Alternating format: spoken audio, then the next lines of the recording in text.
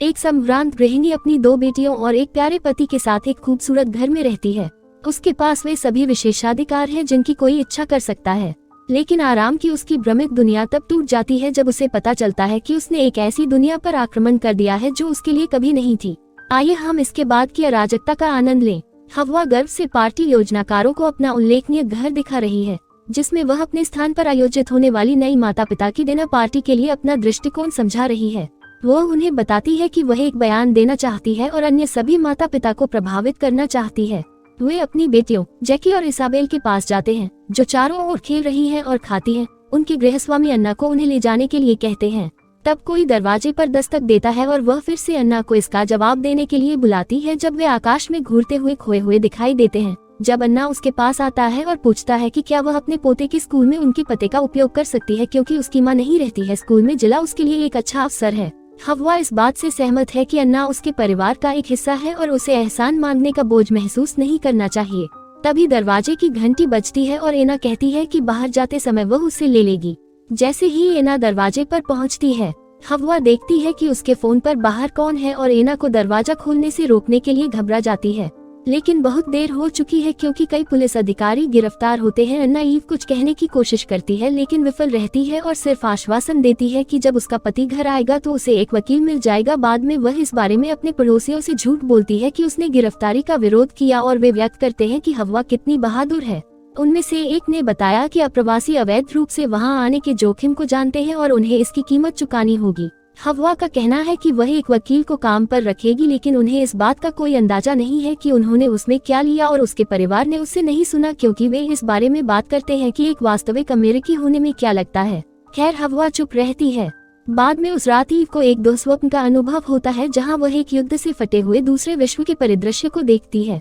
अगली सुबह माता पिता उन बच्चों के सवालों को नजरअंदाज करने की कोशिश करते हैं जो इतने आदी हो जाते हैं कि उन्हें लगता है कि उसके पास बाहर जीवन नहीं है। हव्वा बाद में लड़कियों को एक किराने की दुकान पर ले जाती है जहां वह कार को शानदार ढंग से स्थानों पर पार्क करती है और बच्चे उसे बताते हैं कि इससे नफरत है जब लोग ऐसा करते हैं। हव्वा ने उन्हें आश्वासन दिया कि वे लंबे समय तक नहीं रहेंगे और इसे अनदेखा करते हैं जब लड़कियां दोहराती हैं और स्पेनिश में उनके वाक्यांश जो उन्हें समझ में नहीं आते हैं। लड़कियां ऑटो नाम के एक आदमी का अभिवादन करती हैं जो उनके अनुसार हमेशा किराने की दुकान के बाहर गिटार बजाता है। स्टोर में ईव अपने कार्ड का उपयोग करके भुगतान करने की कोशिश करती है लेकिन वे मना कर देते हैं। वह अविश्वास में था और शर्मिंदा था जबकि लाइन में लगे लोग बेचैन होने लगे। कैशियर ने उसे भुगतान करने का एक नया तरीका खोजने तक अलग हटने के लिए कहा और हव्वा निराश होकर अपनी बेटी के साथ दुकान छोड़ देती है। जब वह कार के पास पहुंचती है, कई अधिकारी कार में उसे रोकते हुए उसके पास पहुंचे। उन्होंने उसे वाहन से बाहर निकालने की कोशिश की, लेकिन विरोध करने पर उसे सूचित किया गया कि उसके बच्चों को उनकी सुरक्षा के लिए एक अलग वाहन में ले जाया जाएगा। यह आदमी में ईव को भ्रमित करता है और बताता है कि उसके पति को भी बुलाया गया है। यह राष्ट्रीय सुरक्षा का मामला है। बाद में एक भीड़ वाली सुविधा में वहनेस उनका काम, वो उसे बताती है कि उसके कार्ड आज अस्वीकृत हो गए और उसे संदेह होगा कि उन्होंने उसे एक अवैध प्रवासी के लिए गलत समझा होगा और एक बार जब उन्हें यह एहसास हो गया तो उन्हें माफी के साथ रिहा कर दिया जाएगा। हव्वा को डर है कि ऐसा इसलिए हो सकता है क्योंकि आपने मुझे उसके पते का उपयोग उसके पोते के लिए करने दिया, लेकिन हम उससे चिंता न करने के लिए कहेंगे क्योंकि यह सिर्फ एक गलती है और पोते पोतियों को बताने के लिए एक अच्छी कहानी होगी। वो अगर वह केवल जानता था कि वह द ट्वाइलाइट जोन में है। उन्हें पूछताछ के लिए बुलाया जाता है और एजेंट ओलेंडेल स्टफ उनसे पूछताछ करना शुरू कर देता है। हव्वा घबराकर स्वीकार करती है कि वह अपने गृहस्वामी को अवैध रूप से अपने पते का उपयोग करने देने के लिए सहमत हो गई और इस स्थिति से बाहर निकलने के लिए अधिकारियों को दान देने के बारे में संकेत दिया। ओलेंडेल का कहना है कि इसका अन्ना से कोई लेना देना नहीं है और फिर बच्चों को कमरे में लाया जाता है। अधिकारी सरकार की अक्षमता के लिए क्षमा मांगता है क्योंकि उन सभी को वहां लाने की कोई आवश्यकता नहीं थी। परिवार राहत महसूस करता है और जाने के लिए तैयार हो जाता है, लेकिन वह उन्हें यह कहकर रोक देता है कि केवल ईव को आगे के मूल्यांकन के लिए उनके साथ रहना है।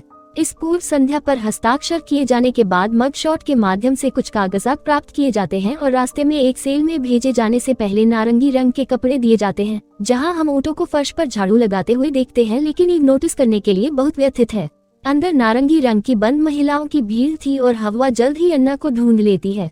वह अपनी स्थिति के लिए प्रवेश करने के लिए माफी मांगती है क्योंकि उसे लगा कि उसे वापस मेक्सिको भेज दिया जाएगा और वह नाराज हो जाती है और उसे बताती है कि वह ग्वाटेमाला से है।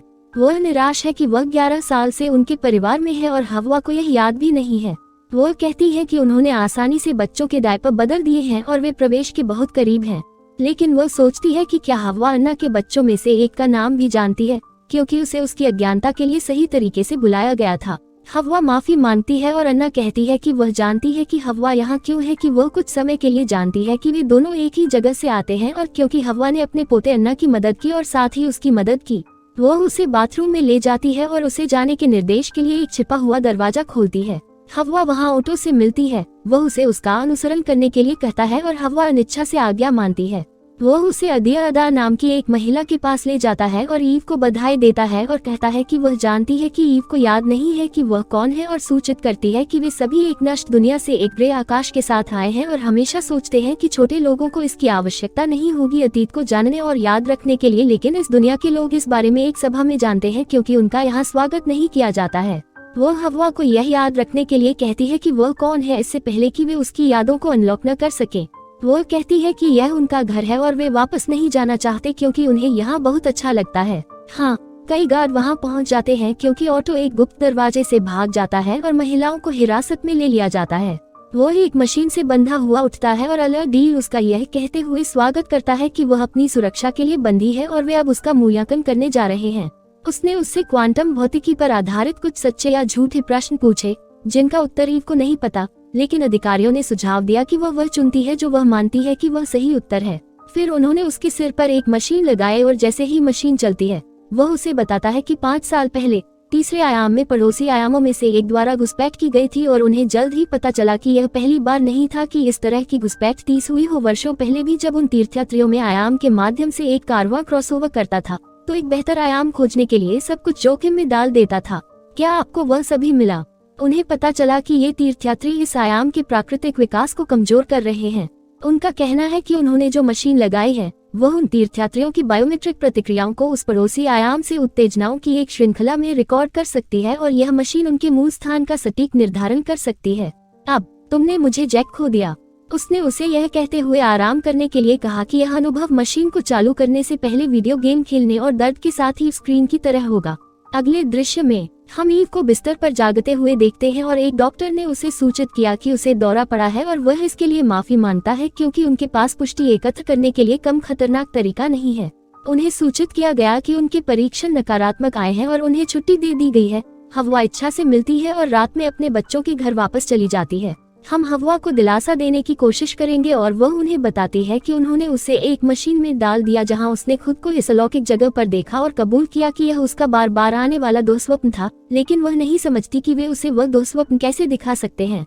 वह कहती है कि यह ऐसा था जब आप अतीत से कुछ सुनते या सूंघते हैं और यह आपको गहन चीजों का एहसास कराता है। वह कहती है कि कभी कभी जब वह आकाश की ओर देखती है तो उन्हें ऐसा लगता है कि वह कुछ स्मृतियों को याद करने के कगार पर है। वह सवाल करती है कि क्या होगा अगर यह सिर्फ एक सपना नहीं है और वह दूसरे आयाम से है। बस फिर हम एजेंट में बदल जाते हैं। अलांडे लीग में रहता है, अभी भी मशीन में है क्योंकि वह पुष्टि करता है कि उन्होंने एक और तीर्थयात्री ईव को हिरासत में ले लिया है, और हम उसे उसके उजाड़ रास्तों के अधिक ज्वलंत बुरे सपने दिखा रहे हैं क्योंकि वह अंदर बेचैन हो रही है। उसकी कोशिका थोड़ी देर बाद उसे दरवाजे पर किसी के आने की आवाज सुनाई देती है। वह दरवाजे के करीब पहुंचकर पूछती है कि कौन है। दूसरी तरफ का व्यक्ति कहता है कि वह पैसे के बदले में उसकी मदद कर सकता है और प्रस्ताव स्वीकार करने में भी कोई समय बर्बाद नहीं कर सकता है। वह वादा करती है कि घर आने के बाद वह उसे किसी भी राशि का भुगतान करेगी। वह आदमी कहता है कि उसे आज रात जाने के लिए तैयार होना चाहिए, और हव्वा ने अन्ना को यह कहते हुए साथ लाने का आग्रह किया कि वह उसके बिना नहीं जा सकती। थोड़ी देर बाद वह आदमी अपने ट्रक में आता है और हव्वा लेटने के लिए एक घुमक्कड़ में कई लाशें होती हैं।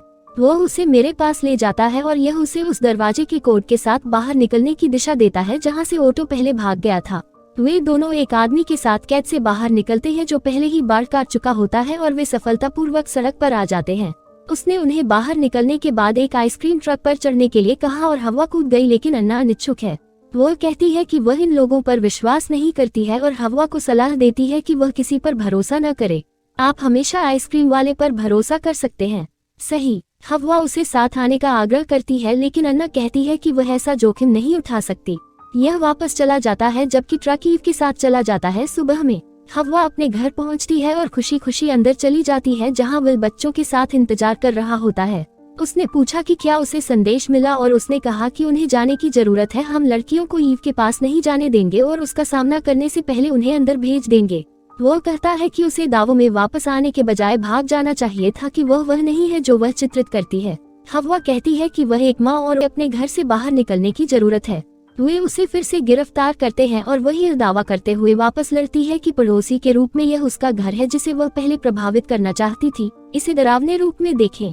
फिल्म समाप्त हो जाती है क्योंकि हमें सूचित किया जाता है कि भले ही हम सभी प्रवासी हैं, ईव के पास पासपोर्ट नहीं है जो द ट्वाइलाइट जोन से बाहर निकलने के लिए खड़ा हो सकता है। तो इस पर आपके क्या विचार हैं? क्या इससे आपको कोई मतलब निकला? नीचे टिप्पणी करके हमें बताएं। देखने के लिए धन्यवाद।